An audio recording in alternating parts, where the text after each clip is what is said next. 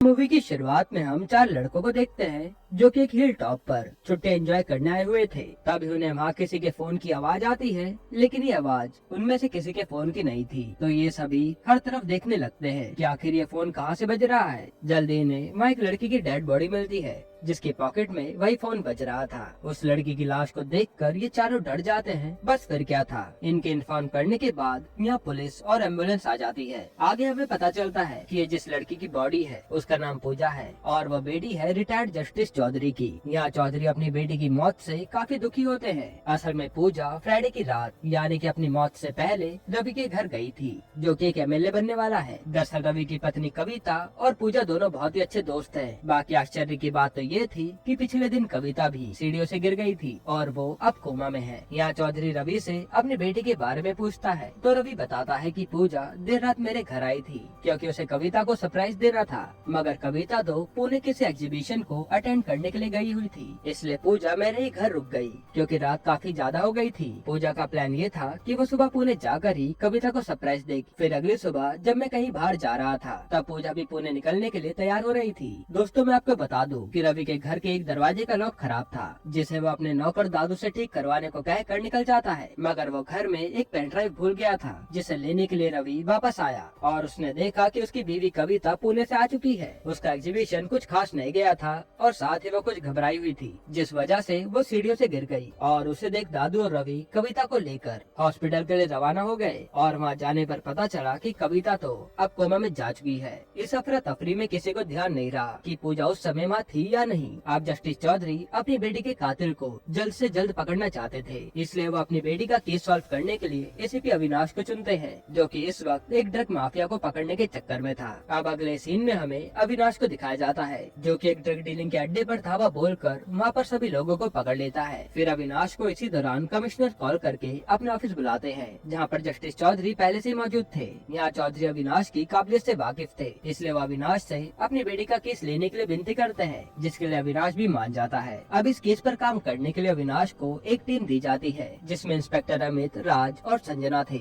अविनाश जब crime scene और dead body की फोटोज देखता है तो वो तुरंत समझ जाता है कि पूजा को मारा कहीं और गया है और फिर बाद में उसकी लाश को यहाँ लाकर छोड़ दिया गया है क्योंकि पूजा के सर पर वार करके उसे मारा गया था और जहाँ पर उसकी लाश मिली वहाँ पर आसपास खून का एक भी कतरा नहीं था। इसके अलावा पूजा के साथ किसी भी तरह का दुष्कर्म नहीं किया गया था। इसका मतलब यह है कि पूजा को जिसने भी मारा है उसने किसी पर्सनल रीजन की वजह से उसकी जान ली है। इस पॉइंट पर अविनाश अपने साथियों से पूजा के परिवार, दोस्तों और रिलेटिव्स सभी की कॉल रिकॉर्ड्स लाने के लिए बोलता है। फिर वो खुद पूछताछ करने के लिए पूजा के माता पिता के पास जाता है। तब वहाँ पर उसे पता चलता है कि पूजा घर से ये बोल कर निकली थी कि वो अगले 2 दिनों तक कविता के साथ ही रहेगी, मगर जब अगली सुबह तक उसका कोई फोन नहीं आया तो पूजा की माँ ने लगातार पूजा और कविता को फोन मिलाना शुरू किया।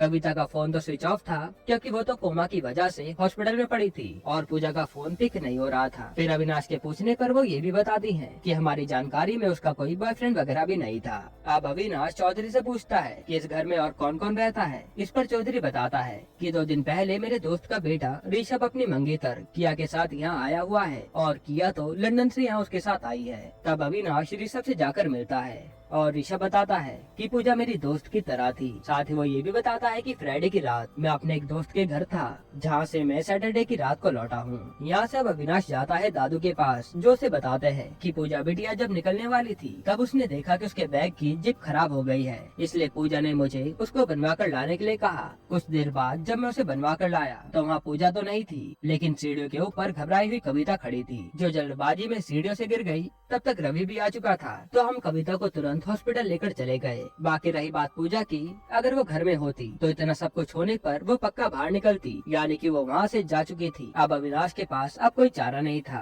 तो वो सीधा हॉस्पिटल कविता को देखने के लिए निकल जाता है जो कि सच में कोमा में थी। माँ डॉक्टर अविनाश से कहते हैं कि कोमा पेशेंट कुछ हरकत नहीं कर सकते मगर सब कुछ देख, सुन और समझ सकते हैं, इसलिए आप इन्हें डिस्टर्ब ना करें। इसी बीच रवि अपनी पत्नी को देखने आता है जो कि अविनाश को यहाँ देखकर काफी गुस्सा करने लगता है। इस पर अविनाश कहता है कि मैं आपसे मिलने ही यहाँ पर आया हूँ और रही बात अभी, मैं आपसे शराफत से बात कर रहा हूँ, वरना मुझे बदतमीजी करने पर मजबूर मत करो। इतना सुनने के बाद रवि अविनाश के सवालों के जवाब देने के लिए तैयार हो जाता है। फिर वो अविनाश को वही सब चीजें बताता है जो उसने चौधरी को बताई थी, और वो कहता है कि मेरे अलावा घर में सिर्फ एक नौकर दादू ही है। अब रात में अविनाश को राज बताता है कि रवि के घर पर पीसीओ से एक आधे मिनट का कॉल किया गया था। तब अविनाश इस पीसीओ और वहाँ से कॉल करने वाले के बारे में पता करने को बोलता है। फिर अगले दिन अविनाश संजना से पूछता है कि तुम्हें पूजा के रूम में कुछ मिला क्या। इस पर वो कहती है कि ऐसा तो कुछ भी नहीं मिला, लेकिन उसका कोई बॉयफ्रेंड नहीं था, इतना पक्का है। उसने करीब 9 महीने पहले एक डेटिंग साइट पर आईडी बनाई थी, पर वो उसमें एक्टिव नहीं थी।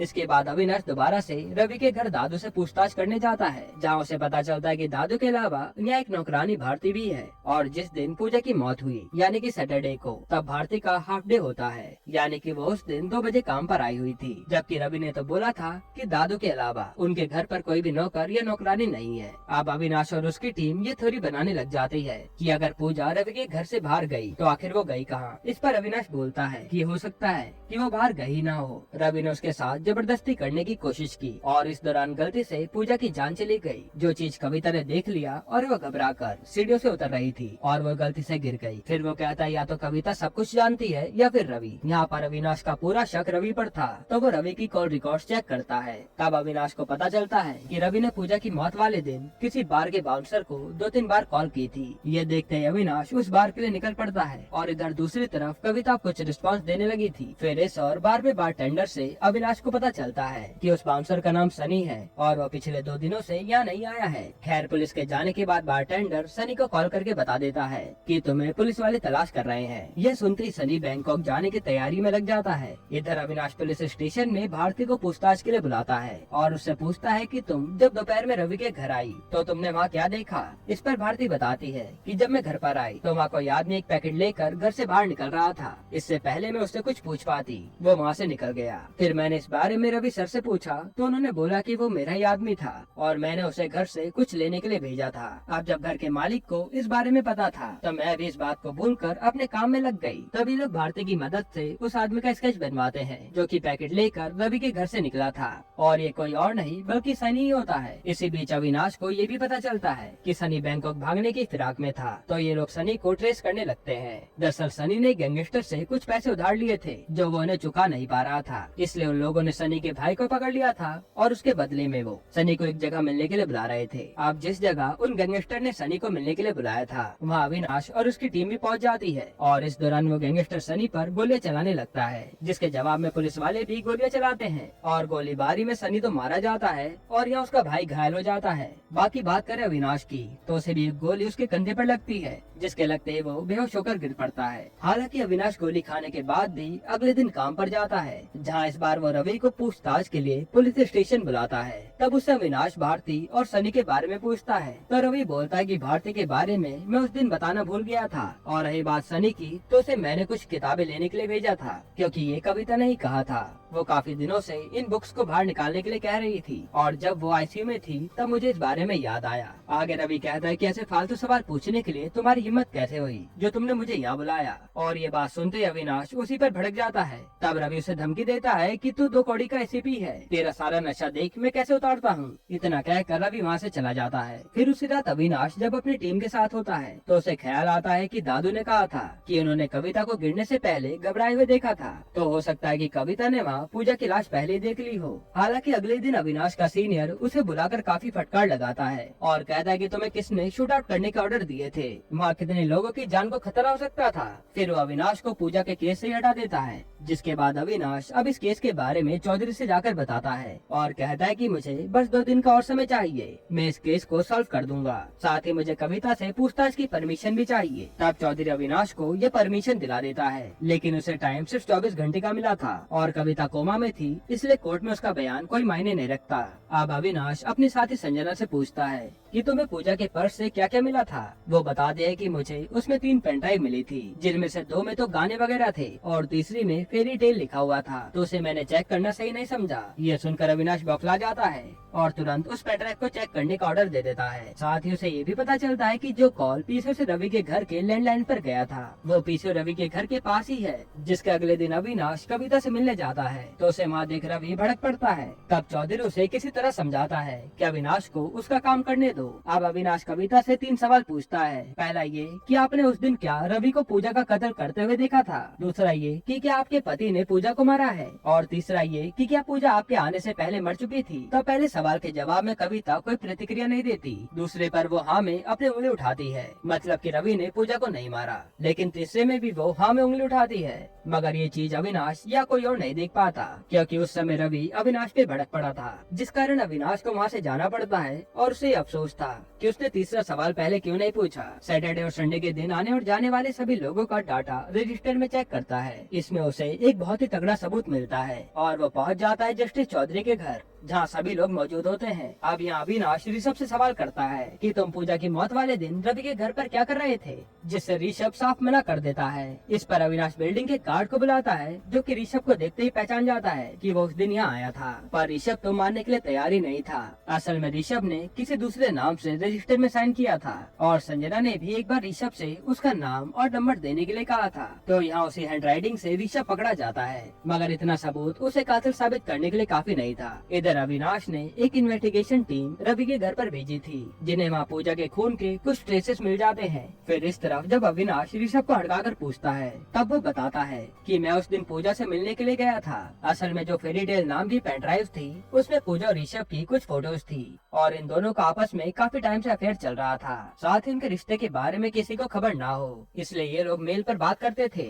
अब ऋषभ की शादी तो किया से तय हो गई थी और पूजा भी उससे शादी करना चाहती थी, यहाँ तक कि वो अपने मम्मी पापा को भी इस बारे में बताने वाली थी। इसलिए उसको समझाने के लिए ऋषभ वहाँ गया था कि तुम उन्हें मत बताना। पर जब उसने वहाँ पर पूजा की लाश देखी तो उल्टे पाव वो वहाँ से भाग गया। यानी इसका ये मतलब हुआ कि रवि भी पूजा की मौत के बाद ही वहाँ पहुँचा और अब वो एमएलए की पोजीशन के लिए खड़ा होने वाला था, तो ये चीज उसके करियर को अफेक्ट करने वाली थी। इसलिए उसने लाश और सबूत को हटाने के लिए यहाँ से सनी का सहारा लिया। उसी समय जब रवि सनी से बात कर रहा था तब कविता वहाँ आ गई और उसने अपने पति को पूजा की लाश के साथ देख लिया, जिसे देखकर वो घबरा गई और जल्दबाजी में सीढ़ियों से गिर पड़ी। फिर सबूत मिटाने के जुर्म में इन दोनों की जेल हो जाती है, लेकिन इन सब में पूजा का कातिल अभी भी मिसिंग था। इसके अगले दिन अविनाश पूजा का कत्ल करने के जुर्म में किया को अरेस्ट कर लेता है, यानी कि असली कातिल वही थी। और अविनाश को शुरुआत में ही रवि के घर पर किया के ब्रेसलेट का टूटा हुआ टुकड़ा मिला था, उसे ब्रेसलेट की वजह से वो पकड़ी गई। दरअसल हुआ ये था कि किया को भी ऋषभ और पूजा के अफेयर के बारे में पता था और जब उसे ये पता चला कि पूजा रवि के घर पर है तो उसने कंफर्म करने के लिए पीसीओ से रवि के लैंडलाइन पर कॉल किया,